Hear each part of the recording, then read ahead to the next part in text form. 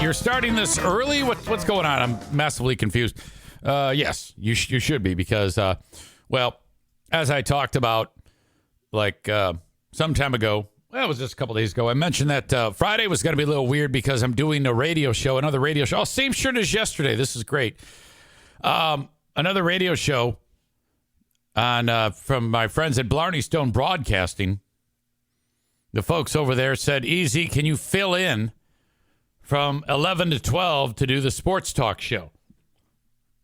And I did not want to do that. Well, first, at the whole thing started, I thought they meant like permanently, like every Friday at 11, I gotta do a radio show. And I'm like, well, no, that's really into my podcast day. I don't want to, I keep doing little teeny tiny compromises overall. I said, no, I can't do that. Typically on a Friday, I will get done at 9 with the radio show as opposed to 10. And then I can get this one started earlier. And, but what I didn't take into account today was that I got the sports show. So I was just going to go take like 1 hour off and then not even start the podcast until noon. And I talked about that. But then I said, let's just do Act 1, Act 2 today because I have a one-off appearance today on a radio station called Up North Sports Radio, 101.1 WGRY. And so, yeah, I'm doing that with those folks. And I'm planning on trying to stream it here. I think there's a way that I can do that. So, and I haven't been able to test this, but I'm reasonably confident that I can. So what you will see for an hour is me and JC, and we might have somebody else in there doing a sports talk radio show. Now, he's the leader of the pack there and on this show. So I'm kind of like just following his lead. I don't know how I managed to draw attention to host a sports radio show. Same thing happened with the Huge Show. Oh, my God, EZ, you've really taken off in your sports knowledge. I'm like, I don't think I have. But for some reason, people keep reaching out saying, hey, EZ, let's do this. This is the website for the radio station, Up North Sports Radio. There you go. You got the golf show. A lot of ads. They cover these sports: Michigan, the Red Wings, Tigers, Pistons, Lions. And here's the link for Friday Face-Off. This is the show. It says click an episode to play.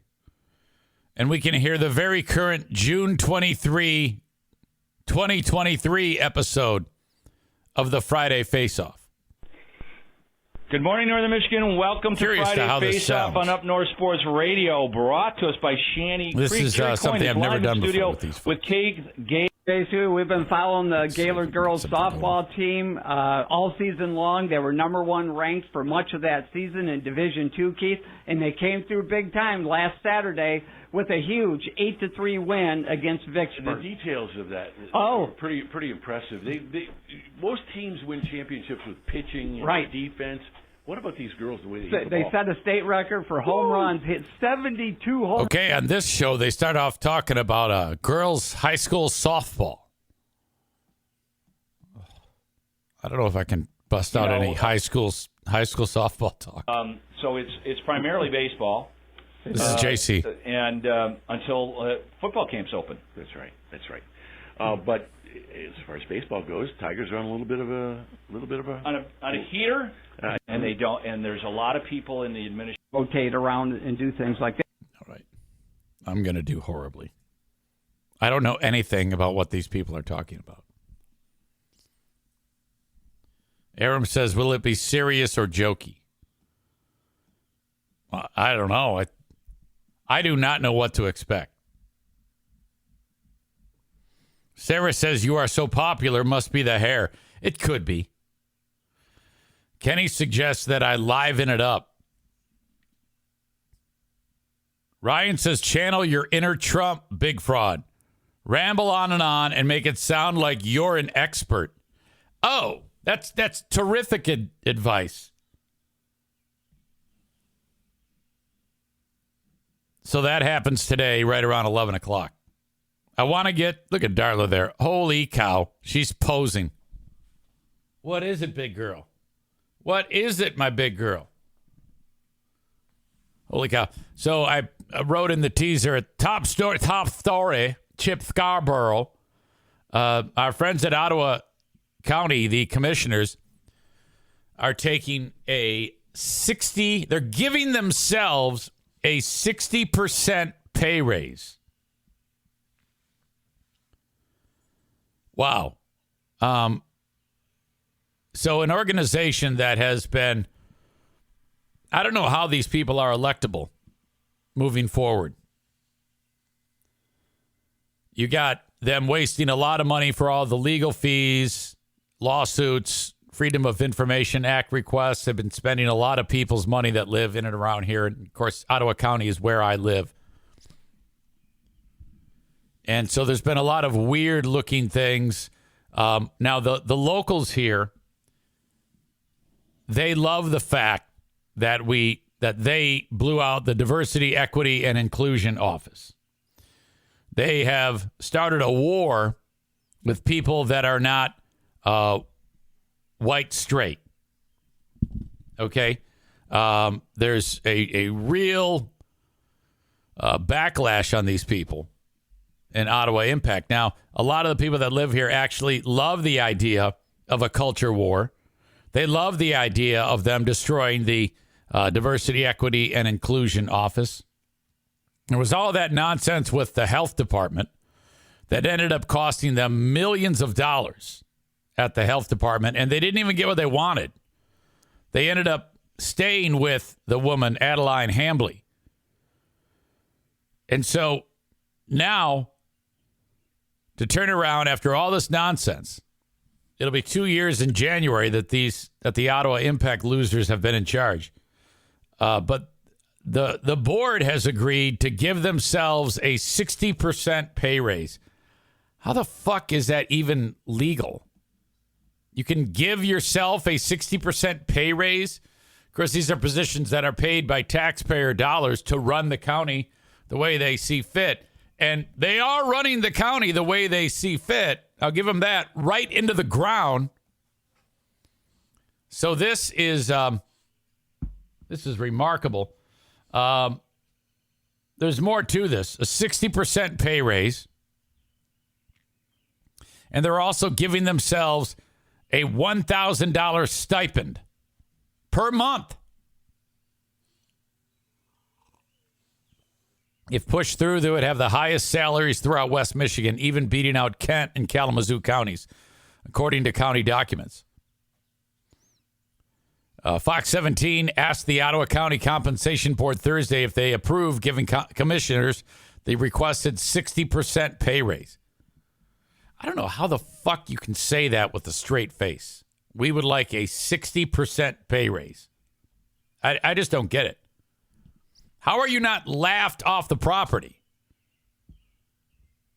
I mean, most of us, if we're lucky, we can get a, what do you call it?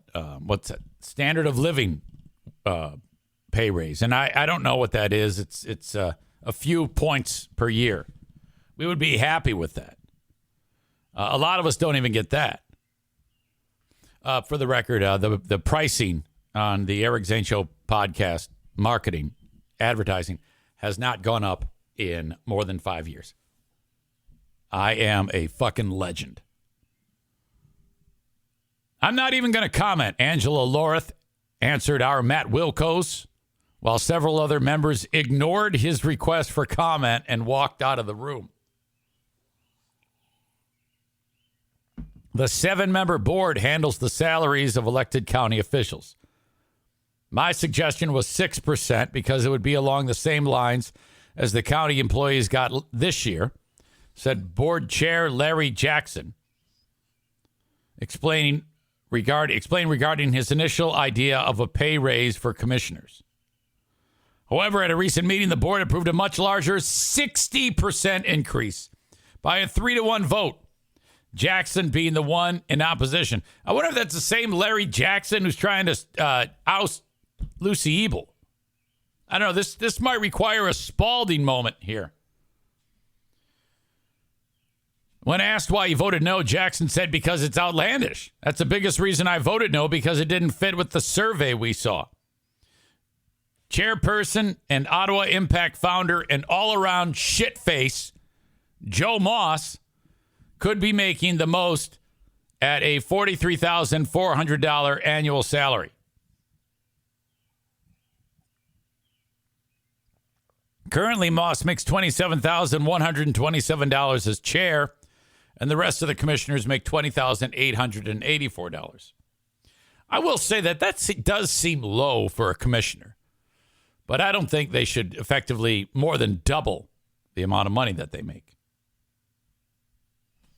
I'm going to give my pal Joe Spalding a buzz, see what he thinks about all this.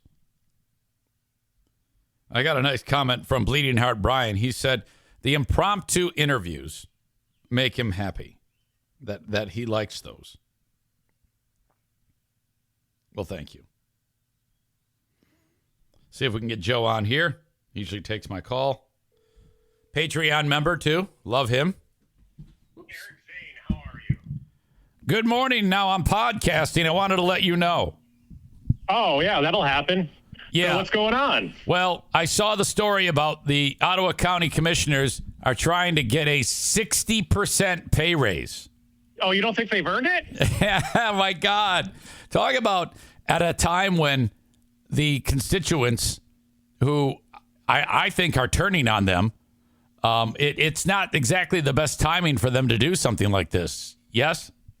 Yeah, it seems pretty ill-fated, and I don't know if it matters too much other than, this matters. I don't know if this point matters, but Joe Moss gets a few extra $1,000 more than everybody else because he's the chair when that kicks in. So I think that'll bump him up pretty close to $40,000.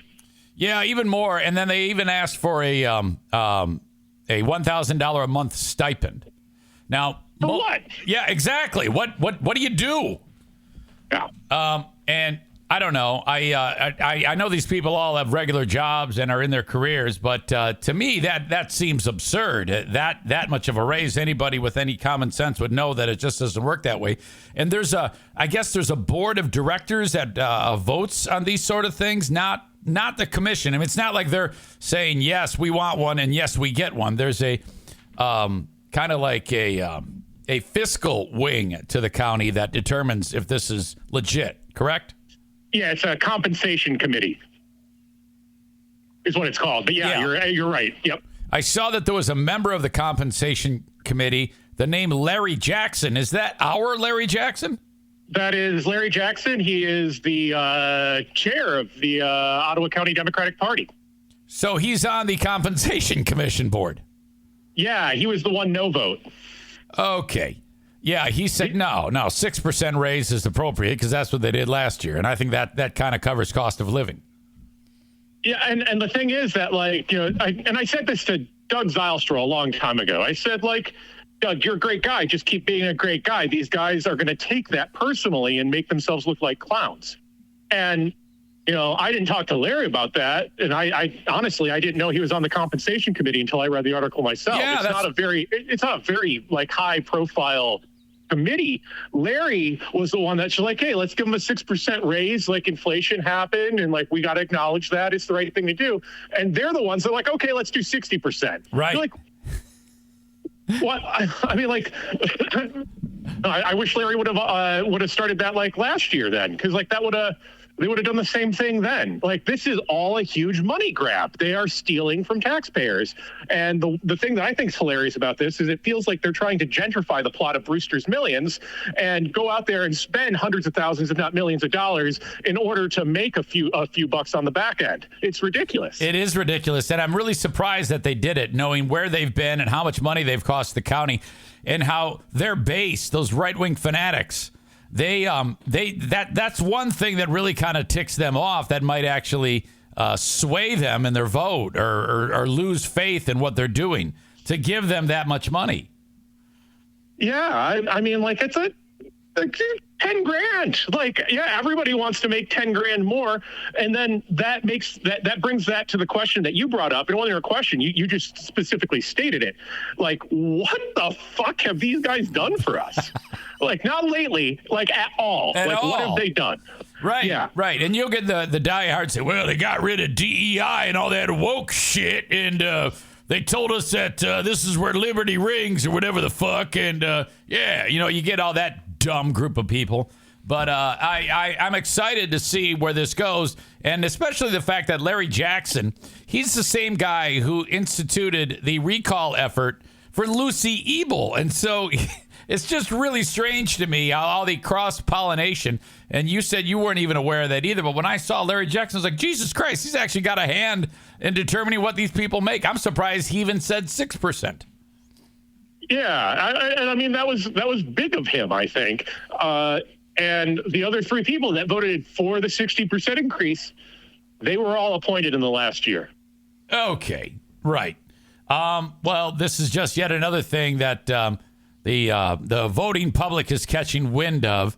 I think that if Moss was smart, he would immediately backtrack and say, we're going to rescind this because the time isn't right. Just take the L and move on. But in my opinion, this is yet another thing that makes them unelectable when it comes to the next time around, which there's a recall in just a couple of weeks vote, maybe less than a week, for Lucy Ebel, and then the upcoming 2-year vote for the rest of the crew in November, right? Yeah, and I'm starting to have some bigger thoughts about this in terms of the GOP, because like Joe Moss and Ottawa Impact do not understand the concept of other people's money. They don't get taxpayer dollars. To them, it's like this infinite fountain of money that comes out of nowhere. Like literally, they think it grows on trees, and like government can't operate that way. And Republicans, like traditionally, have been able to be fiscally responsible and make calls for fiscal responsibility. But like the second they get distracted by these national level nonsense issues, the second that they want to bully trans kids, in high school, like talking about high school athletes, that's 2 students across the entire state of Michigan every 4 years at the varsity level. And that's their big issue. Yeah, they forget about how tax dollars work and how they shouldn't be burning them in a furnace. It is just ridiculous. I'm excited to hear what you have to say at the next commission meeting. It's always quite a treat when you step up to the podium. And I see the eyes rolling by the usual suspects up front. But that is fuel for our man, Joe Spalding, I'm guessing. That is correct, and I don't know how much else we need to go in on this because it's just so obviously and blatantly corrupt. But there is an election for Lucy Ebel against Christian Kleinjens on May 7th. Folks in Holland Township can just head on over to the Holland Township office while they're open today or Monday and vote if they want. In-person absentee, that's always an option. There's never going to be a line doing that. There won't be any lines this election anyway because it's a special election. Folks are going to go in there. It'll be a little lower turnout than like a presidential election. But this is our chance to show Ottawa Impact that Ottawa County isn't going to tolerate this bullshit. And Tuesday's election day. Tuesday night, we're going to find out if this is the beginning of the end, or if this is going to be a much longer fight than anybody anticipated. I like that you just explained that. So today, May 3rd, you can go to the Holland Township office. Is that what you said?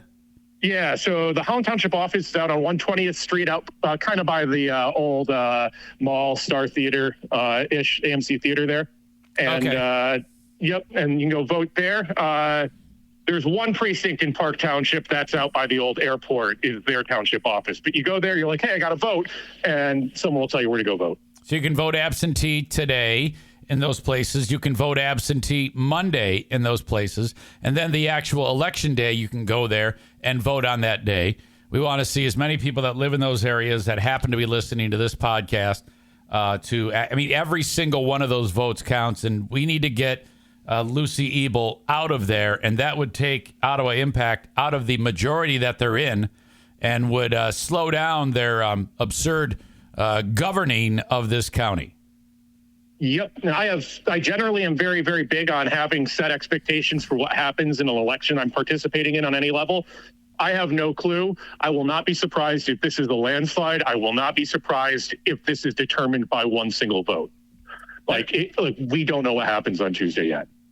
It'll be very exciting, and whoever would have thunk that a county election would be drawing literally national and in some cases worldwide attention for one little old lady, to whether or not she's going to be in office or out of office. I can promise you all the major news outlets who have been doing stories on the Ottawa County debacle will be watching this very, very closely because of this one little pocket of the community that you mentioned in Holland Township. That's remarkable if you think about it.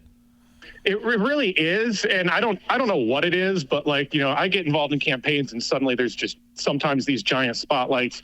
First campaign I ever worked on was Claire McCaskill, her re-election campaign, and our idiot opponent Todd Aiken said that women couldn't get pregnant if they were legitimately raped, whatever the fuck that means. I remember that.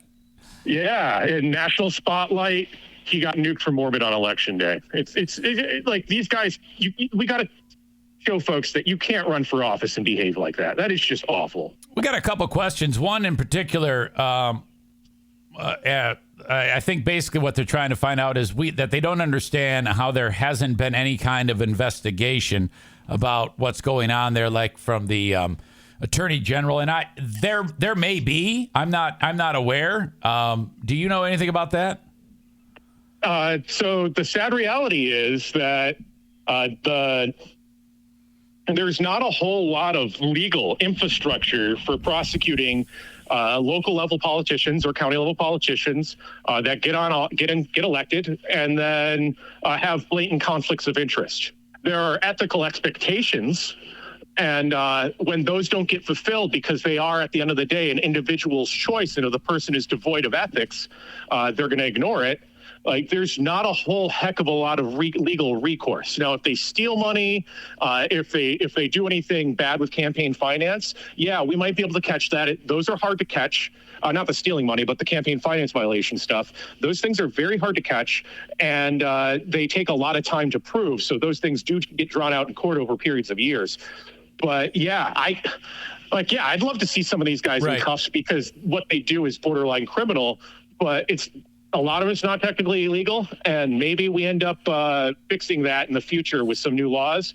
But it's hard, because the second that we try to do that, there will be big arguments about local control. Right. And that's a hard thing to wrestle against. Well, prior to all of this happening a year and a half ago, county government was never considered to be anything that would need those type of watchdog parameters, because they're approving road budgets. They're approving funding to feed the poor. It's boring. That's when it's a $25,000 a year job. And now, because of all of this clown show and nonsense that has taken place, now people are like, oh, fuck, this is just marching through unchecked. And, maybe you're right. In the future, people are like, we have to make sure that there's things in place to keep this from happening. So your county government exists, and the reason county government exists in Michigan functionally is because of those. We call it professionally a funding pass-through. It's not an administrative body that creates laws. The county government, it passes through these grants, and they exist. So when the state government's like, let's distribute a bunch of money across the state can be like, oh, the county government knows how to distribute that most effectively for the cause we need them to distribute it. Right. Let's let the counties do that in 83 different spots across the state. And the Ottawa Impact members thought that they could use the county government to legislate across the county. And that's why they were frustrated during COVID anyway, because they thought that the county government was writing the laws. They fucking weren't. Okay. So yeah, they were so enraged because they had to wear a stupid mask and their dumbass church got canceled for a few weeks. That's what mobilized them. The idiots that voted for them, these fucking freedom fighters, on a very sparsely attended election, managed to get their foot in the door and make this happen. Cole writes, if your local government is national news, they must be gotten rid of. You should barely know their names. That's true. For most folks, yeah, that's true. Only assholes like me should know who these guys are. Right. And boy, you are an asshole. What an awesome asshole you are. Yeah, I'm ours though, right? So yes. I'm proud of that. So all right, there you go. I appreciate your time as always. Give my best to the crew that's working hard and looking forward to the results on May 7th. Yep, and we're gonna get out the vote. Let's go. All right, buddy. Thank you, Joe Spalding. Thank you, Eric. Indeed. There he is. He's an absolute legend. That guy, if you've ever seen him speak at one of those commission meetings, I mean, it's one thing if I'm on here trying to deliver some poo-poo caca wacky news or whatever the fuck it is I do here. Him to hey, no, let's not do that. Him standing in front of those people with all these eyes on him, people who want to kill him, and he just, boom, punches them right in the face. The commission eating Joe Spalding punches repeatedly. My God. All right. Okay. I got to get on. Just hearing from my friends over at Q100. They want me to get on the Skype. So check that out in a little bit. Thank you so much. And I will be back with Act 2 later.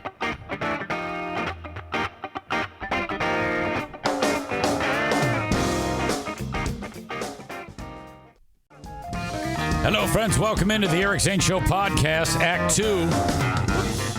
A daily show where I discuss news, nonsense, and my personal adventure.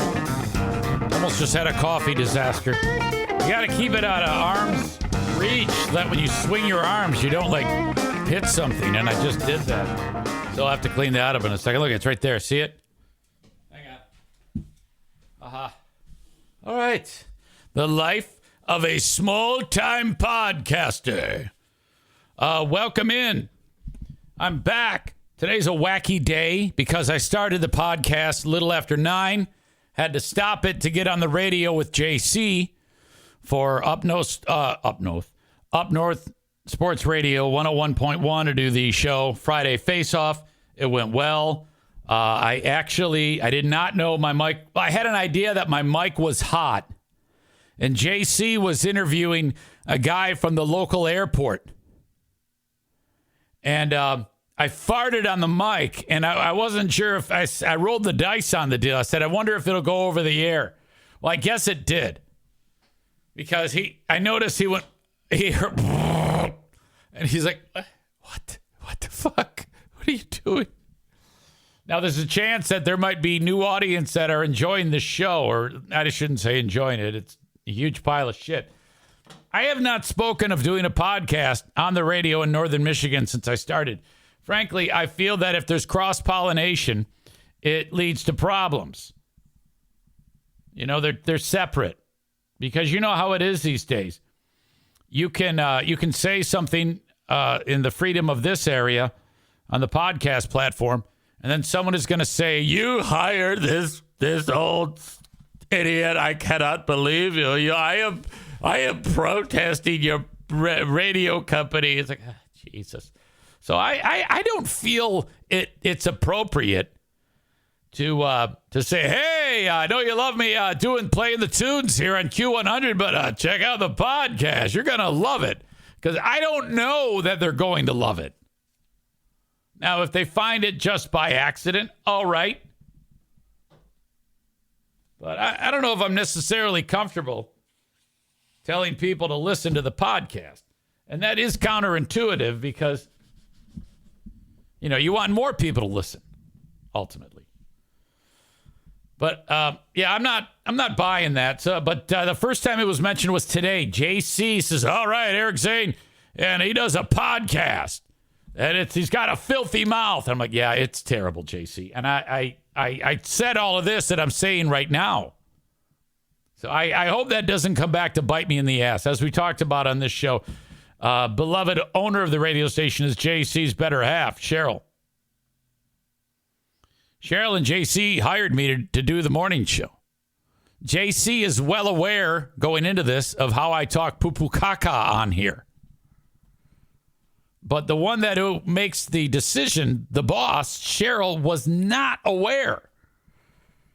So we had a conversation. I go, you were not aware of what I do on that show, right? You've not heard a show yet. She goes, that is correct. And I'm like, oh. I'm glad she didn't, because I don't think I'd have gotten the job. I think they would have said, whoa. This is too much. I don't know. Maybe I'm wrong on that.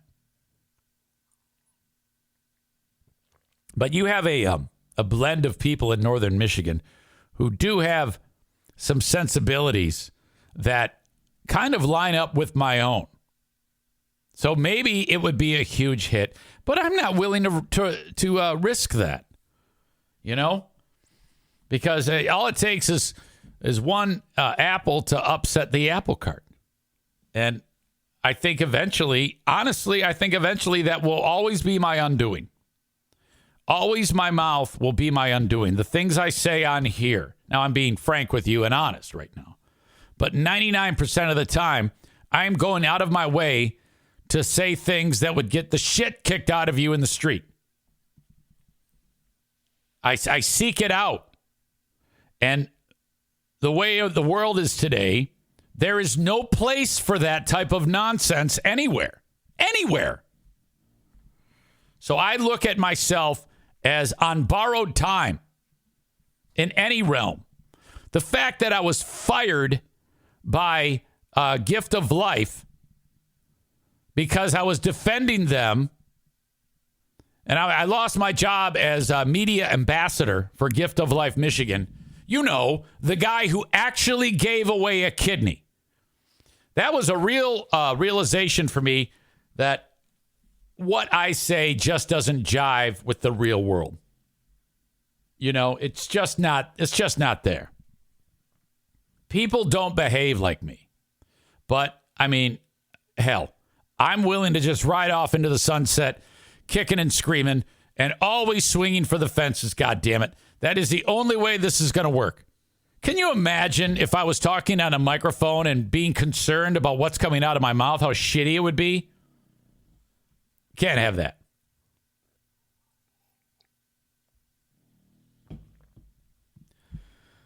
Chris takes the quote, "The real world has changed. I have not." Signed, EZ.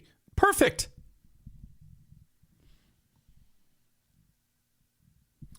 Ryan says, one would think that a statement like that about your podcast would cause such intrigue to her that she would check it out, perhaps stumbling into a cosmic wormhole that she could never free herself from, ending, of course, in total and complete termination. Exactly.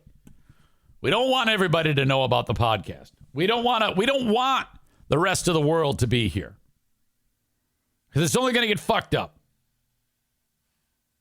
Let's just say, in a wild moment, some gigantic podcasting platform like Spotify says, "We love you forever. We want to pay you millions of dollars to do your stupid show." And then the first day I say the R word or tell somebody to go fuck themselves, like, no, we got to have a 3-hour meeting. I'm like, fuck, here it is. It's getting ruined. You got me by the balls. I need to make that clear to people in any more type of business transactions, what we're dealing with. Just so that, there's some transparency. But that's the way I talk. I saw that it's been published that our pals on the Free Beer and Hot Wings show have been nominated for the National Radio Hall of Fame. Hang on, I got to drink this coffee. That sounds fantastic on its surface. You are a Hall of Famer. I had a former general manager of mine from one of the radio stations that carry the Free Beer and Hot Wings show reach out to me and say, "Congratulations on the nomination." And I said, "Ha, yeah, funny." He goes, "No, seriously. You have a lot to do with that show going into the Hall of Fame or being nominated for the Hall of Fame." I go, "Wait, do you know something I don't know? Have I been named in that?" He goes, "Well, no, but that is a legacy award. That means from the beginning of the show in 1990 whatever to 2024 and all the things in between are being put into the Rock and Roll Hall of Fame. I go, oh, okay, that's nice. Now, what I know about the Rock and Roll Hall of Fame is not the Rock and Roll Hall of Fame, the National Radio Hall of Fame, is this is a pay-for-play thing where people that you work with start a campaign to make you nominated. And there is a transaction fee that goes into this. All right? You need some home cooking in order to make this happen. This isn't like a groundswell from audience. They say it is, but it's not. All right? It's them in a closed door meeting, the nomination team, and they come up with their nominees. And once they come up with their nominees, then they present it and say, all right, here's the nominees for the class of 2024 for the National Radio Hall of Fame. Ryan says, boy, that would be really interesting. Can you imagine? That would also imply that a certain owner of PPE loans to support his various radio stations would also be present.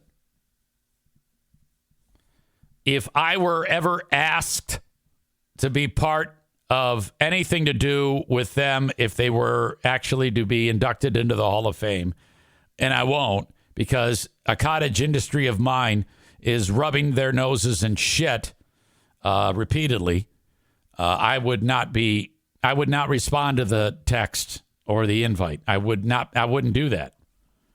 Can you imagine how much of a phony I would look like if I happened to be invited to that pile of shit? And make no mistake, this is like a poverty version of buying a star on the Hollywood Walk of Fame. It's that bad. Let's go over the good, the bad, and the ugly. This is Craig Kitchen. Cool story about him. He was on the. He was one of the people that one time said something about me and my then friends, the Free Beer and Hot Wings show, in a room full of our peers. He said something that made all of us realize that we had made it, that we were going to be big. And we're sitting there. There's 1,000 radio people at a thing called Morning Show Boot Camp. And I hated these things. Social gathering, it's just not for me. But I would go. And this guy was speaking on a panel. So there's all these big wigs up on a stage. And this guy named Mike McVeigh is hosting it. And we had talked to this guy. He was interested. He was at the time running iHeartMedia. And we had talked to him about maybe one day down the road working for iHeart. I don't know why. We're just exploring options. No big deal. So we got to meet this guy face to face, and he seemed like an all right guy. And then here we are in a room full of 1,000 radio people in all these different markets. And then McVeigh asked this dude, Kitchen, he goes, so as we wind out, what is your, there's a lot of up-and-coming shows. What's on your radar? And he goes, well, there are a lot of great shows out there that are on our radar, but I would say the one show that is on our radar the most and that we are the most intrigued by and we think has such tremendous upside, you know where this is going, is the Free Beer and Hot Wings show. And we like, what? What the fuck just happened? And I'll never forget it because Jeff from Jeff and Jer in San Diego, he's sitting behind us. He goes, holy fuck, you can go buy a boat. This is it. And everybody's like patting us on the back. Our ears are turning bright red. We're so embarrassed. It was incredible. That was a big, big moment for us. We were on cloud 9 after Craig Kitchen. So this is Craig. He is the chairman of the Radio Hall of Fame. I don't know this dude, Dennis Green, the co-chairman, Radio Hall of Fame. He's chief operating officer. He's the one who cashes the checks when people say, hey, you got to make our show the nominee for the Hall of Fame. And then this nerd goes, yeah, thanks. So then the Hall of Fame, here you go. This is the nominating committee members. I think I wasn't even showing you those those faces. There's Craig Kitchen right there. And then there's this guy, Dennis Green. So these two run the whole thing. I don't know anything more about Craig other than he was nice to us back in the day. But nominating committee members, these are the ones who pick what radio shows will be nominated for the Radio Hall of Fame. This first person here, Nancy Abramson. I know Nancy. She is the Senior Vice President, Affiliate Sales and Content for Compass Media Networks. Let me back up. Let's get to the nominees this year. Big D and Bubba, Compass Media Network Show. I don't know who else these people are. This guy looks like Kenny Rogers. And Free Beer and Hot Wings, Compass Media Show. And the number one person who's in charge of the nominating is Nancy Abramson, Compass Media Networks. That's what I meant about home cooking, being involved in this. So Nancy from Compass Media Networks is part of the committee to nominate 2 shows from Compass Media Networks. More bigwigs. Guy's got a big forehead. Bruce Gilbert, I know him. Nice guy. Cumulus. Kurt Johnson, Senior Vice President, Town Square Media. Sound familiar? That guy fired me. Fuck him. It doesn't end there. Oh, no. There was one more. I swear to God, there was one more person involved with this who looks familiar. A name looks familiar. Maybe I'm getting that wrong. So Nancy and Kurt Johnson are part of the nomination team. I find that interesting because Town Square Media is the show, is the company that hosts the Free Beer and Hot Wing show. And Nancy from Compass Media Networks is part of the syndication company. So you can do the math right there. That's how it is. Chris says it seems rigged. Well, of course it's rigged. Ryan says Stern always said he would never accept it.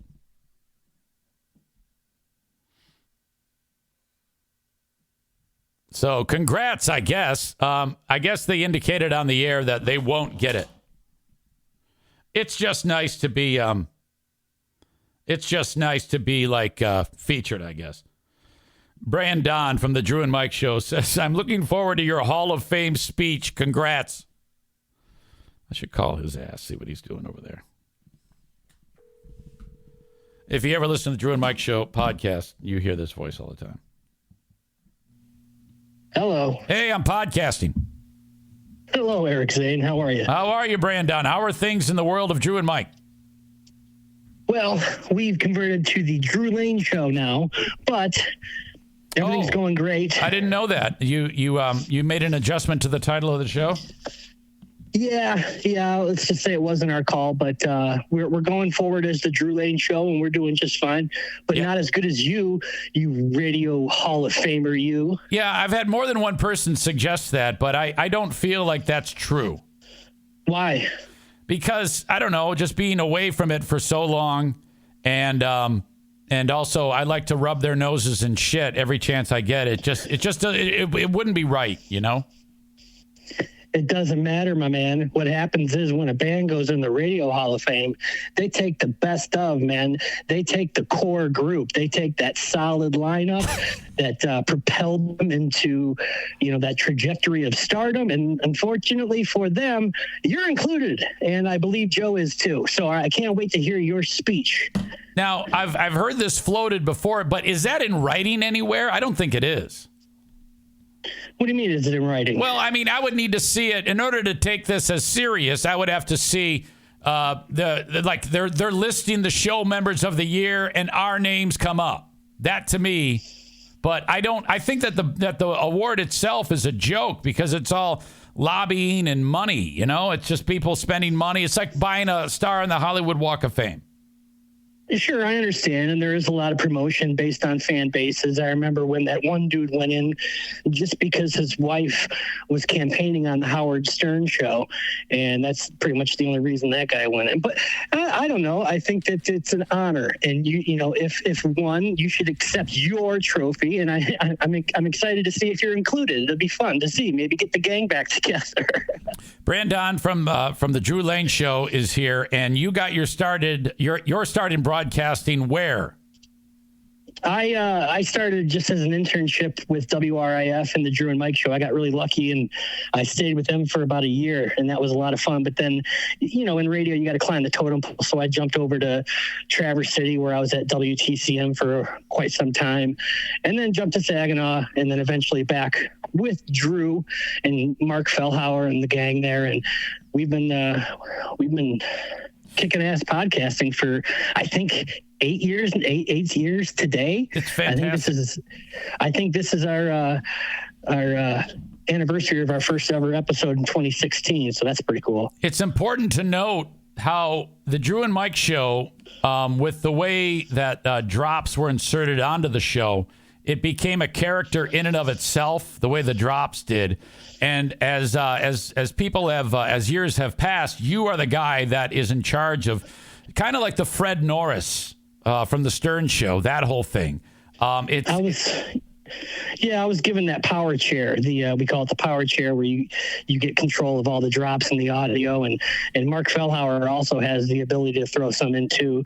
And so for a longest time now, I've been able to say that I hit fart sound effects for a living, which is pretty cool. It's fun. How satisfying is it when you play a drop that is show stopping? Like people just laugh their balls off. That's you. That's your voice. Yeah. Sometimes there's a perfect drop, but they all can't be hits, and sometimes they fall flat, or sometimes I can't get to a drop in time, can't search it in time, and people will always call in and say, "Hey, you missed a drop here, you missed a drop there," but you do what you can. It's fun though. I like hitting sound effects.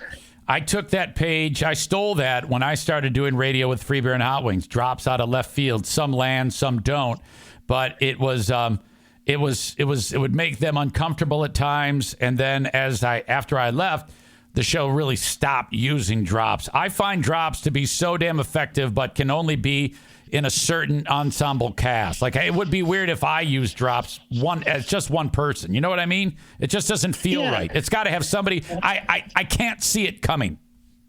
Well, some shows develop it in a different manner. You got like WATP or something. You got producer Chris who will hit it right at the end of a clip, boom, and that'll hit nice. Yeah. And some of them will, some people you can tell it's forced, or their drops aren't very high quality, and so it just sounds. Your takeaway is, wait, what? What did I just hear? What just derailed the conversation? So I guess the goal is to try to get something that flows.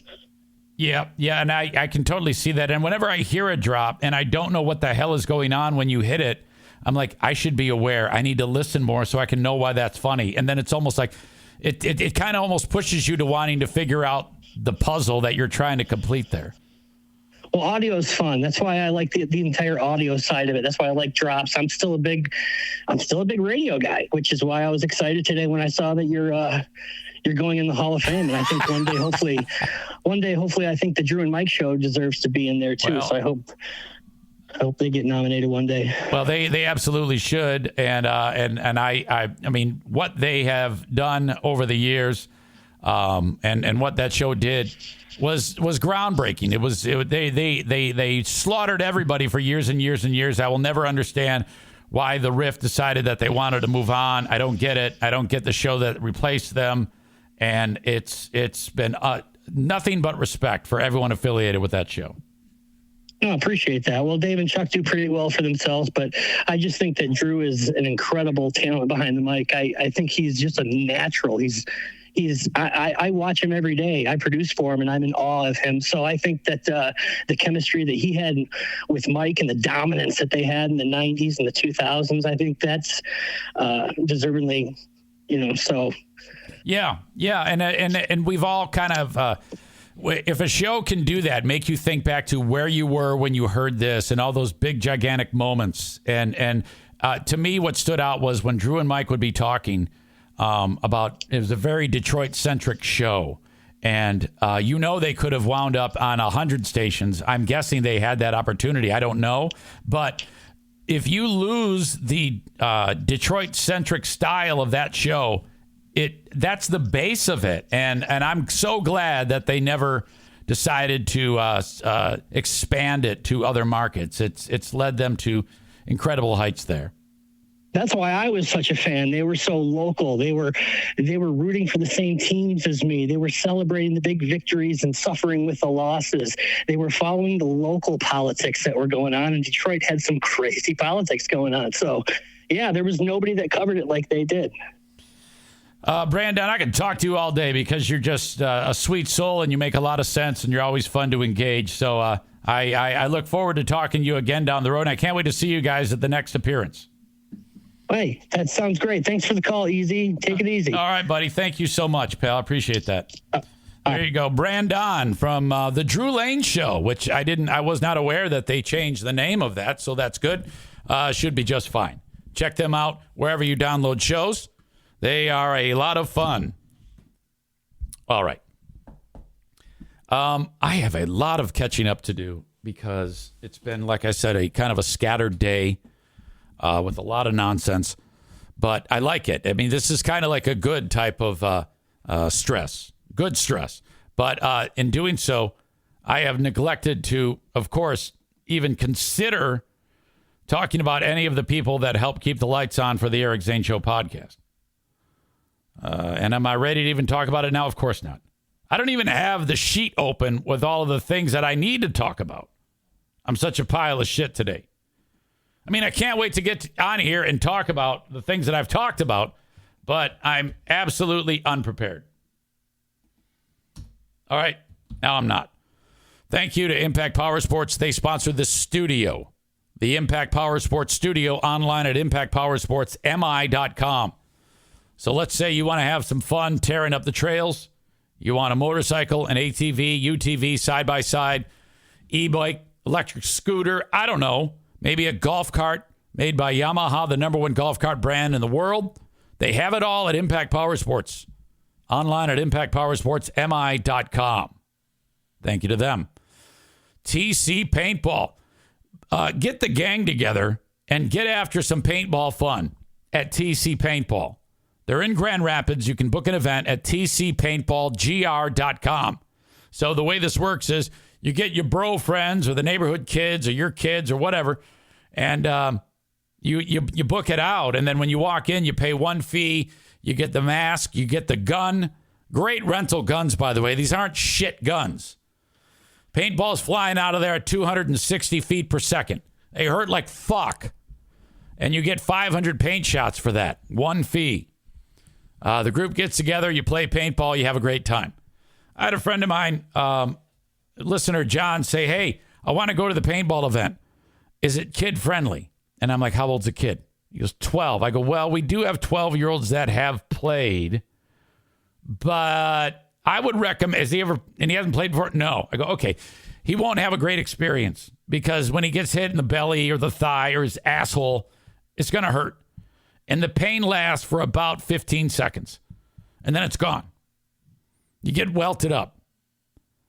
He needs to sign up for the kids league, the little league. They use the low impact weaponry and doesn't hurt.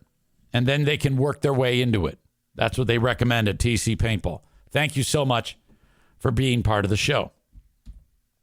Blue Frost IT, online at bluefrostit.com. The managed IT service provider for the podcast. They're awesome. Berlin Raceway. Tickets for this weekend's races available now at berlinraceway.com. They are dirt cheap when you buy them online, $14 a pop, the most affordable family entertainment in all of the area. Parking free, 15 and under free. So basically, if your kids are 15 and under, they're all getting in free. Especially if you're one of these families that has like 10 kids. You know, you and the wife will cost, that's $28. Bring in 12 by 18 coolers so that the kids can eat all the snacks that you bring from home. It doesn't matter, though. They're going to want you to buy the shit inside anyway. Give me some ice cream. Anyway, that'll save you some money. And then soft drinks. You can bring in your soft drinks. No glass and no beer. You buy that there. BerlinRaceway.com. Finally, my Vouch store is open. Vouch.store/Eric Zane. Vouch combines creators with small business. Here's my Vouch store. Let's talk about the Origins 5-in-1 pet products. Various pet foods, supplements, yak sticks, things that help make your dog's life that much better. Canine Complete all-in-one shampoo and conditioner. And they also have the Canine Complete brightening shampoo. From our friends at Rogue Pet Science. That's who brings that to you. You can buy these products at vouch.store/Eric Zane. Don't go anywhere. I will be back with more show right after this. Hey, what's up? It's your pal EZ with another amazing partner for the Eric Zane Show podcast, the Eufy Video Lock. Oh my gosh. Smart Lock, 2K cam, and doorbell, 3-in-1 triple security. You got everything in one device, all right? Rather than install piecemeal, hoping that you got this app, that it's going to work okay, and that app, and oh my God. This is not just for security, but also for convenience. No more worrying about losing keys. And you can assign passwords to your family members and see them coming back home via the integrated camera. So, like they all have their codes. They walk up to the door. They punch it in. The door unlocks. In they go. And, of course, it's a video camera, so it's all there. You can see who shows up at your door. This is fantastic. We live in a golden age for home security. And the Eufy Video Lock is the top of the heap, okay? You can go to eufyofficial.com/video lock for more information. This thing is easy to install. The setup, all you need is a Phillips screwdriver, no drilling or anything like that. All the keyless entry components make it so fantastic. 0.3-second fingerprint recognition. Amazing. No battery anxiety. You've got the ultimate, I don't know what it is, super lithium whatever that keeps this thing powered for a long, long time. No monthly fee on this, unlike other brands that do that. They just bend you over and charge you a monthly fee. I love the Eufy Video Lock. Get to eufyofficial.com/video lock. EUFY official.com/video lock. All right. Hey, yeah. Questions. Ashley says, how do people play? It seems so painful. Yeah, you're right. I think I got a welt here. Yep. It's still a little tender. That one's not a bad welt. Got hit right in the belly fat. Stings a little. Because it hurts for a brief instance, and that's about it. It's fun. It's just fun. Yeah, when I play, I get a little anxious. Because I don't move that well anymore. And I just feel sometimes like I'm a fucking sitting duck. Tyler says I had a nasty welt on my thigh for a couple of months from a point-blank shot. Now, in the winter, if we're playing when it's like cold weather outside, you can layer up, and then it's not so bad. Dr. Jim is in the chat. This is a good thing. Because I'm about to talk about my messed up chicken wing right here. Dr. Jim has been instrumental on this show with his point of view. And that led to, he was being nice to me. So what does that mean that I do? Make fun of him.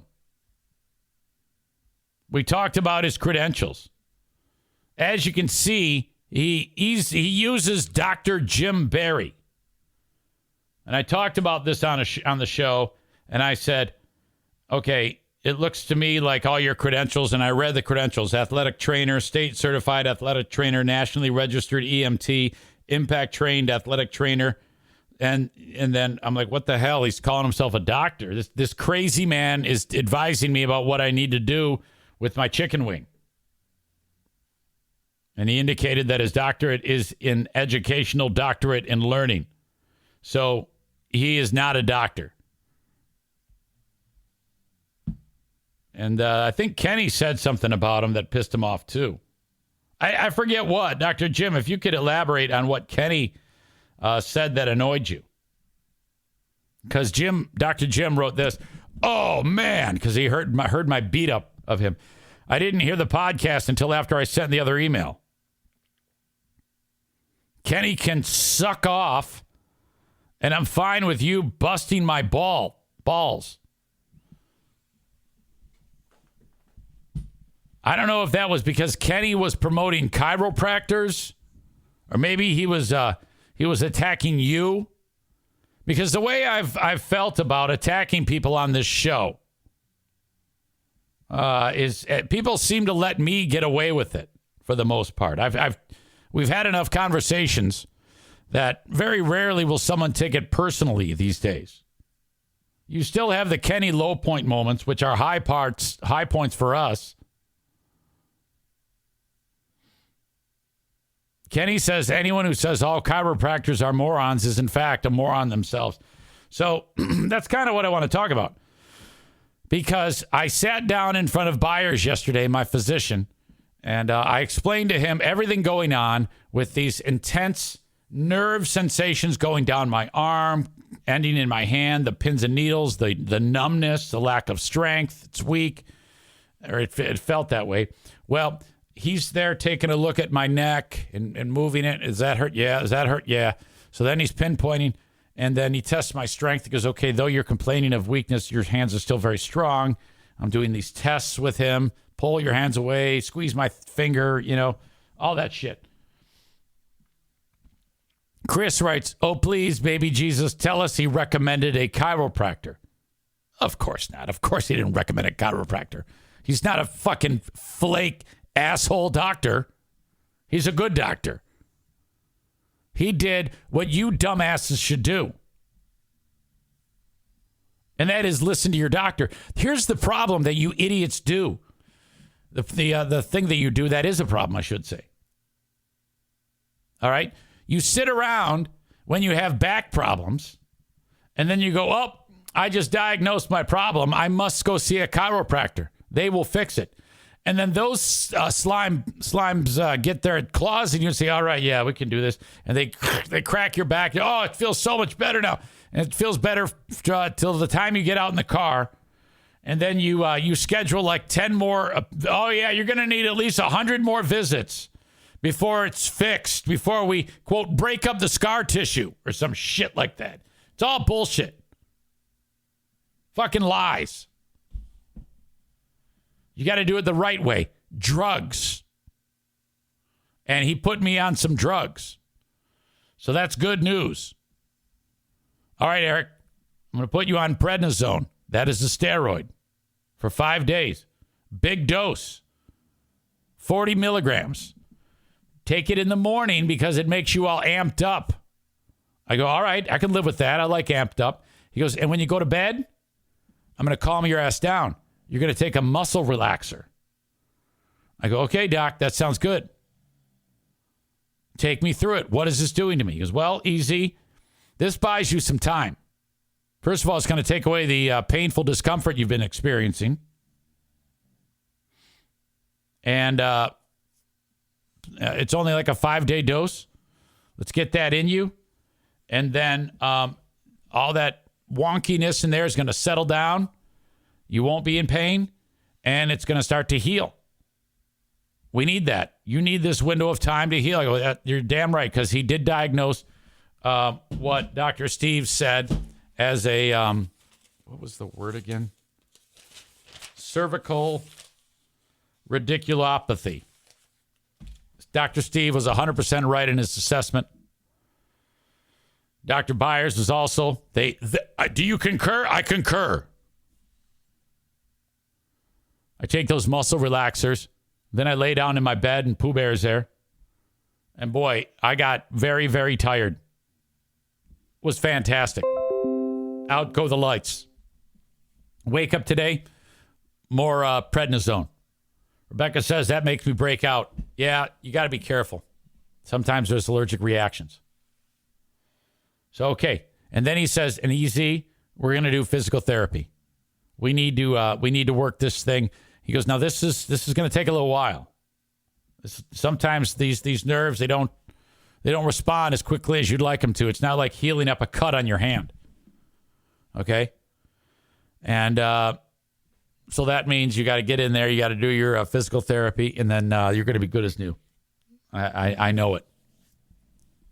Nowhere in that discussion did he suggest a local back cracker could help me out. Come on now. Bob says, I'm on prednisone right now. Enjoy the random excessive sweats and mood swings. I think acne is also a side effect. All right. Now, is it working? Easy. Yes. I feel better right now than I have in weeks. I still know it's there, but it seems to be working. Great question. Are a lot of these issues from how much time you have to spend sitting? I think so. I mean, I don't know. I'm not a doc, but I said to him, I go, look, it happens the most when I take my right hand and put it on this mouse and I look up at the screen, and then all hell breaks loose. So that might be what's up. I think ultimately, with how this physical therapy, how they expect it will go, I think I really should start to come up with some type of more involved strength program. When I say more involved, I mean like more than what I'm doing right now, which is nothing. Chris says a vertical mouse can help the hand also. I don't know what that is. What the hell is a vertical mouse? I've seen it mentioned on here before. Vertical. Oh God, I can't even type.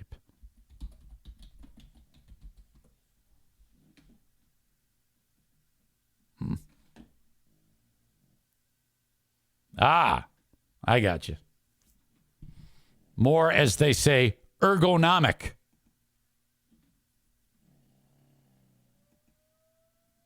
Might be a good idea. Only $7.61. I'm going to try that. I am going to try that. Chris says your hand is in a more natural position when you use that. Nick says office people are always the ones all broken down. I carry heavy shit all day and I'm fine. That's exactly right.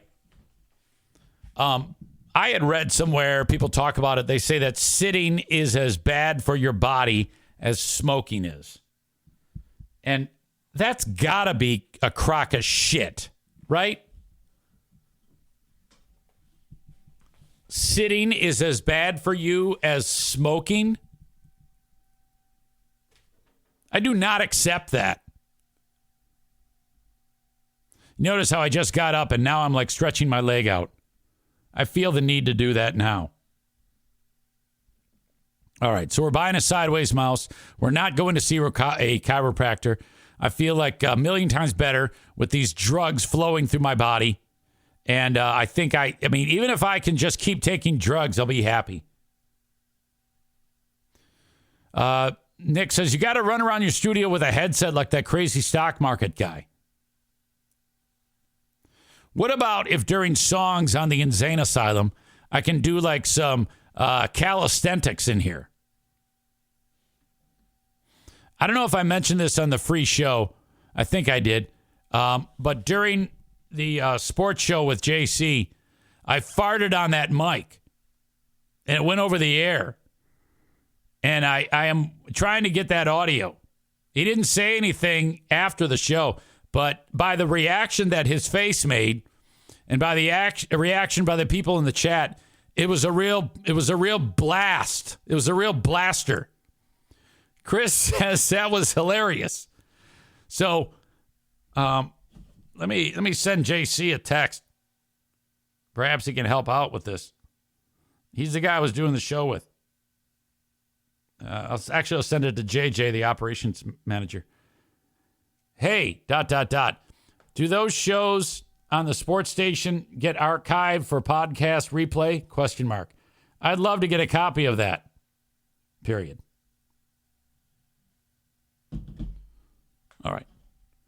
Yeah, I would love to be able to replay that on here of Easy Fart Mike heard on the radio when he was interviewing guy from the local airport.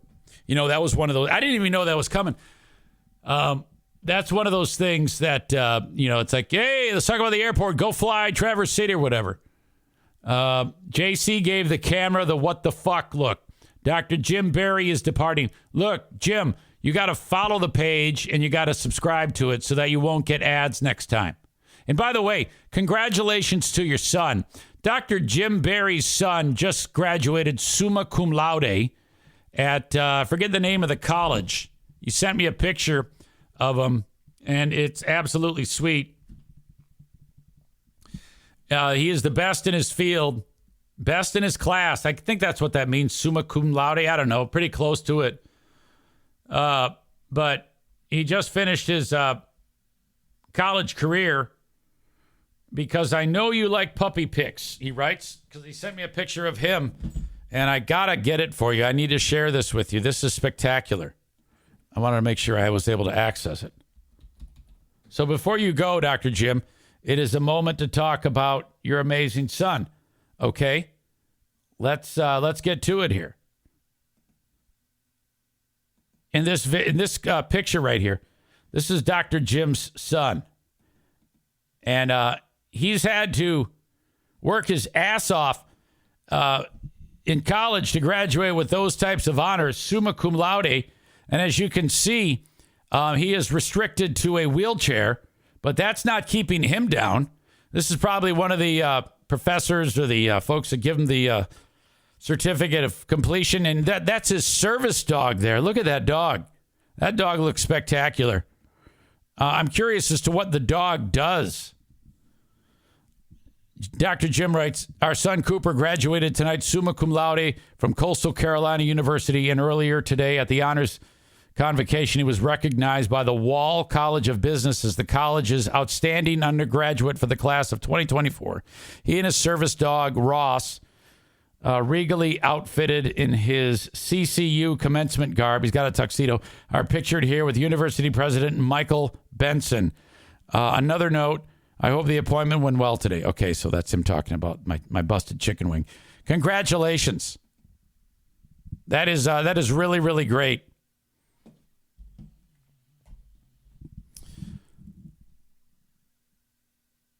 I can never hear that award title without thinking about jizz.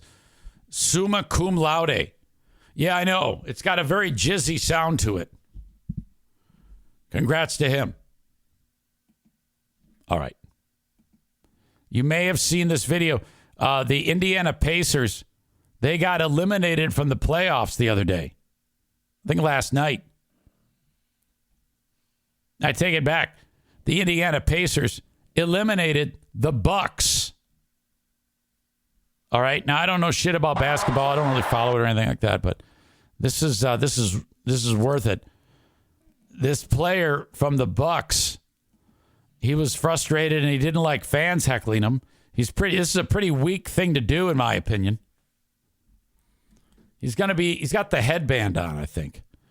And it's a little grainy. I apologize. Okay. It's this guy in the headband, and he's yelling at this guy right here. I hope you can see my mouse. The guy who's got the yellow sleeves with the blue torso. That's the Pacers gear he's wearing. All right? So he's doing some jawing.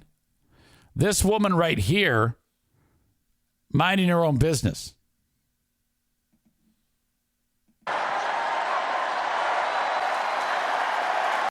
Oh, why didn't it play the whole thing? Okay, let me start it over. Watch Beverly.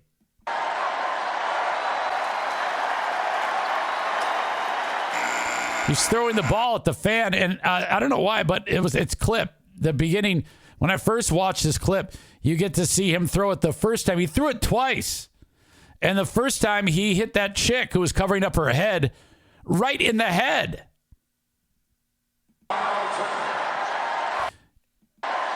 And then this fan, so he's already thrown it once. It hit this chick in the head, and she's like, ow, that hurts. If you ever got hit with a basketball, that hurts like fuck. That's like getting hit by a brick. And then he throws it, the fan throws it back to him, and then the basketball player says, all right, I'm going to throw it at you again.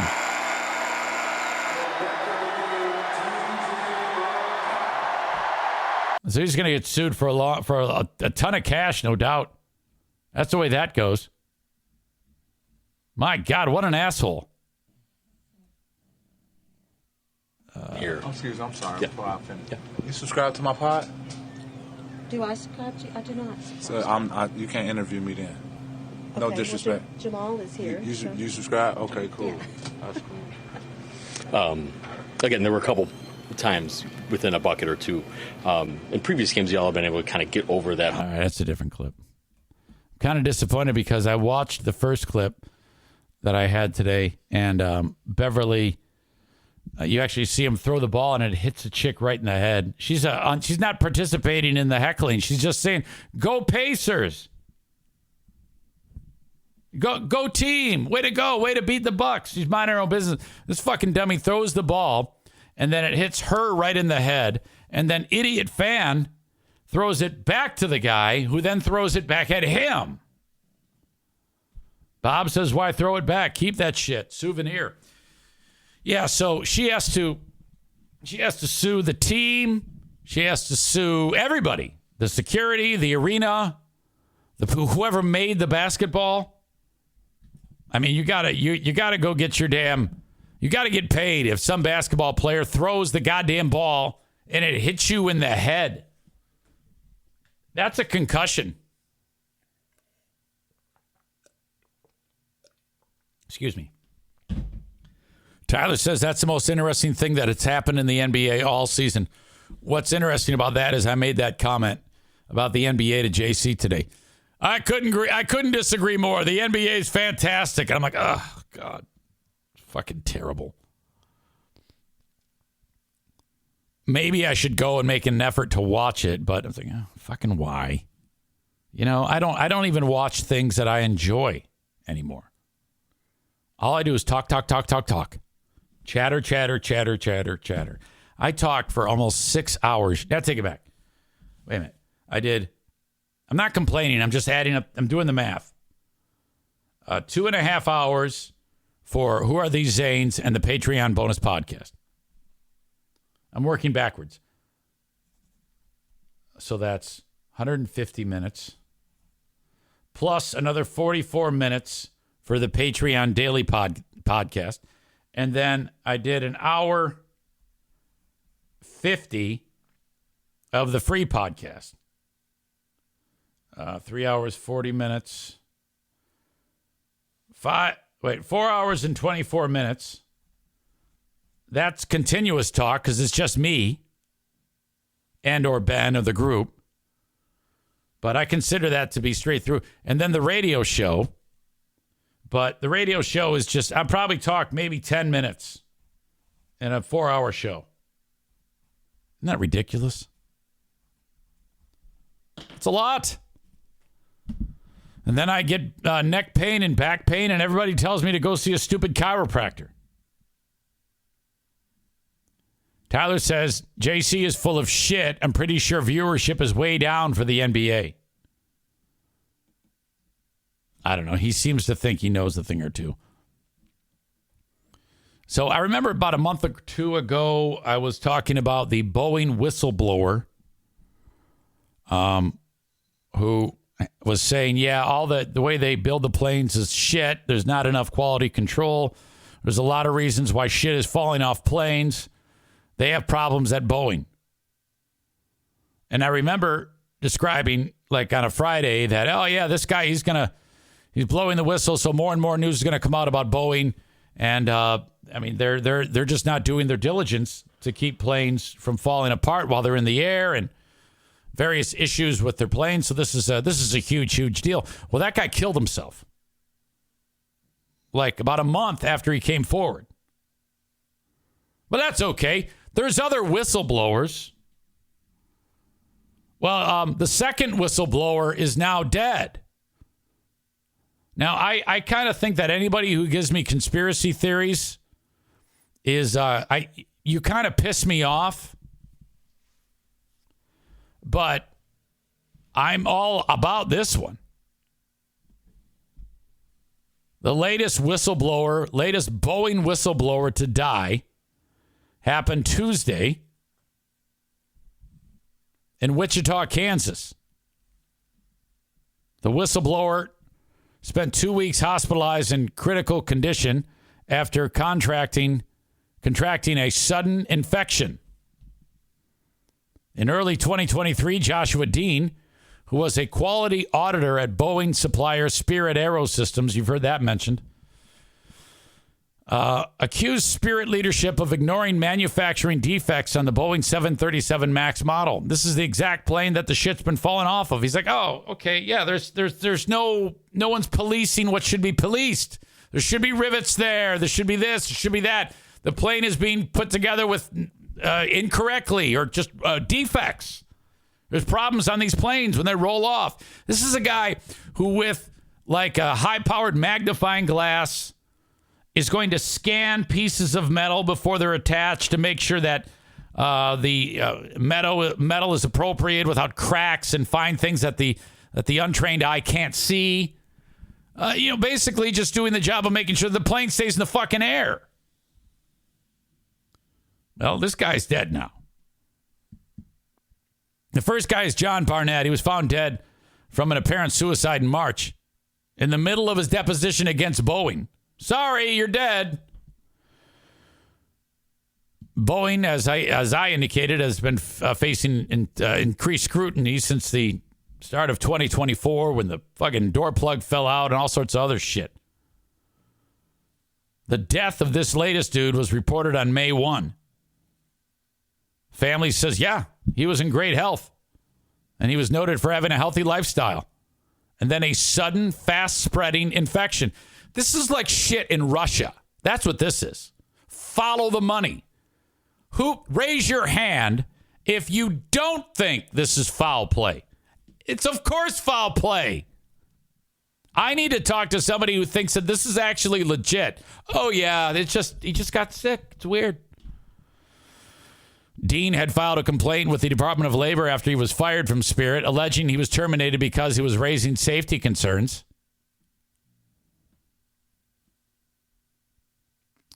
He had given a deposition in a Spirit shareholder lawsuit and complained to the Federal Aviation Administration about the 737 production line at Spirit. Wow. The lawyer for Brian Knowles, who represented...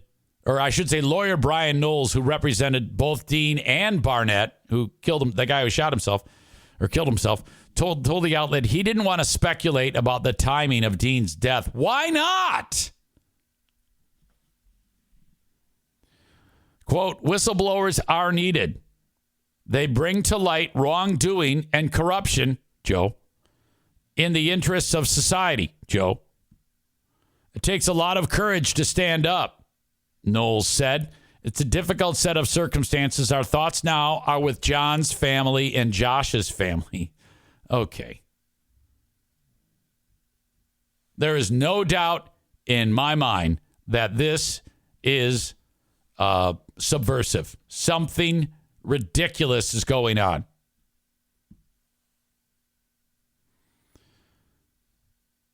Linda says she may have to investigate for the Big Fraud News Network.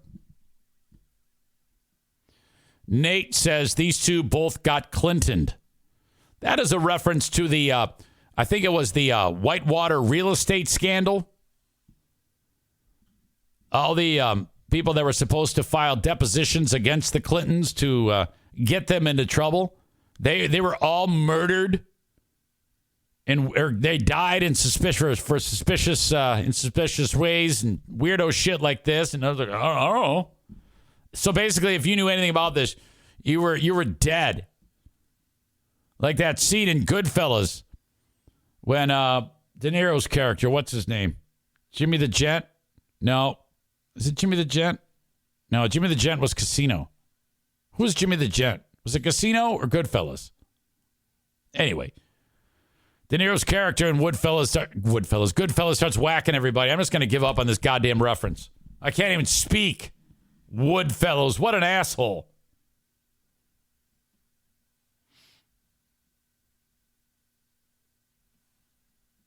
Incredible. I have no one saying that it seems on the up and up. Up and up. Oh, I can't even talk. I'm drunk. Up enough. Clearly intoxicated. Hang on, I need water.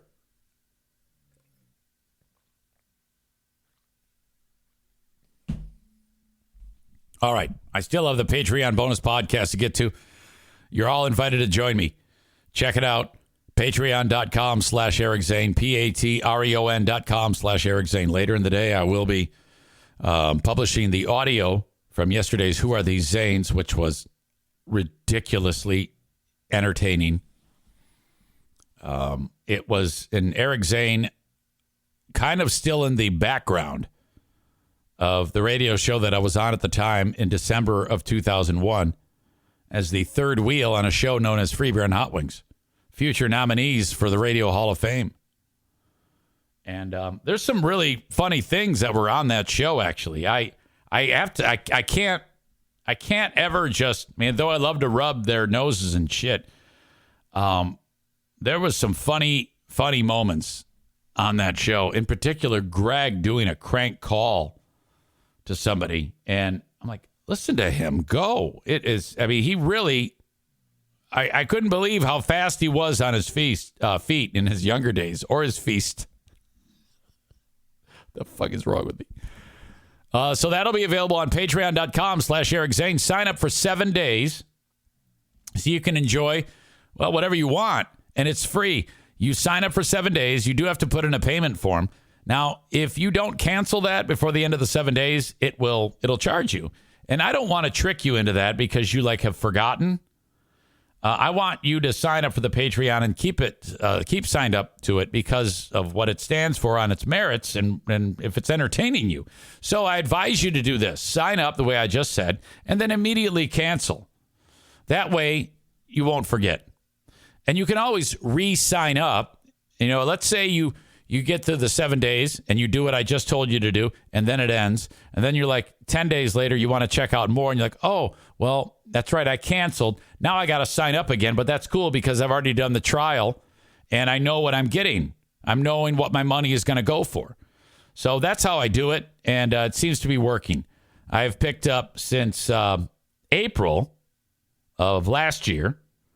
I'm trending up. I have 60 new full-time Patreon members, and every month I'm adding a few more, and it's all because of the free trial.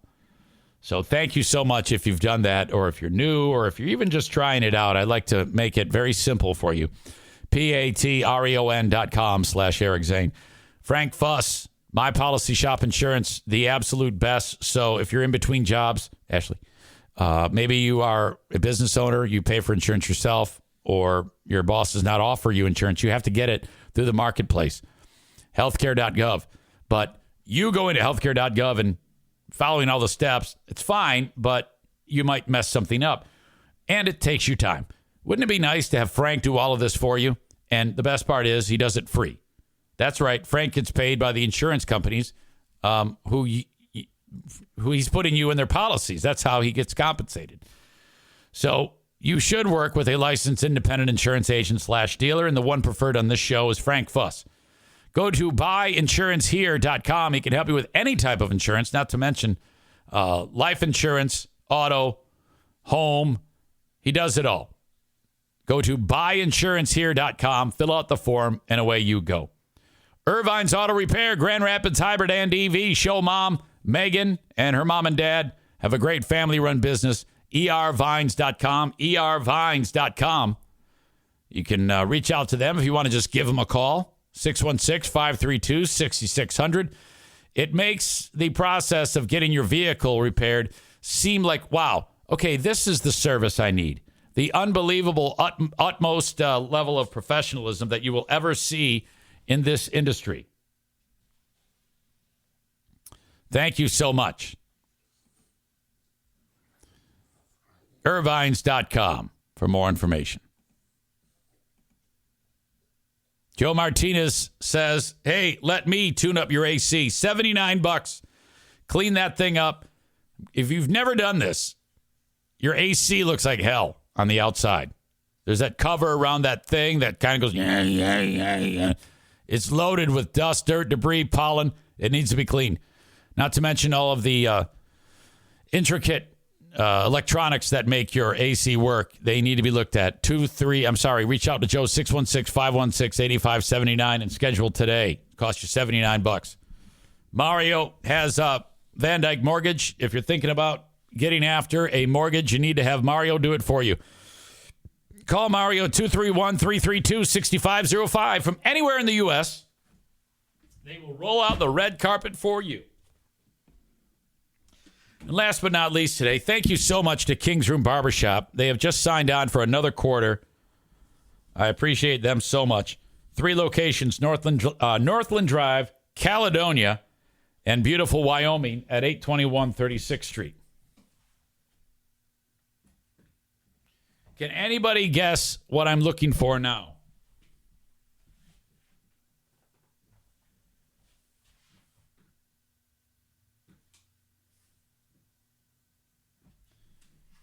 Votes coming in as to what I'm looking around this room for. You guessed it, my dry erase marker for asshole of the day. I was using it yesterday to illustrate something. Son of a bitch. Fuck it. Who is the asshole of the day? Anybody have any suggestions for the asshole of the day? David says asshole of the day, EZ's dry erase marker. Oh, God, it's a fucking mystery how shit disappears around here. Asshole of the day is Boeing for murdering people.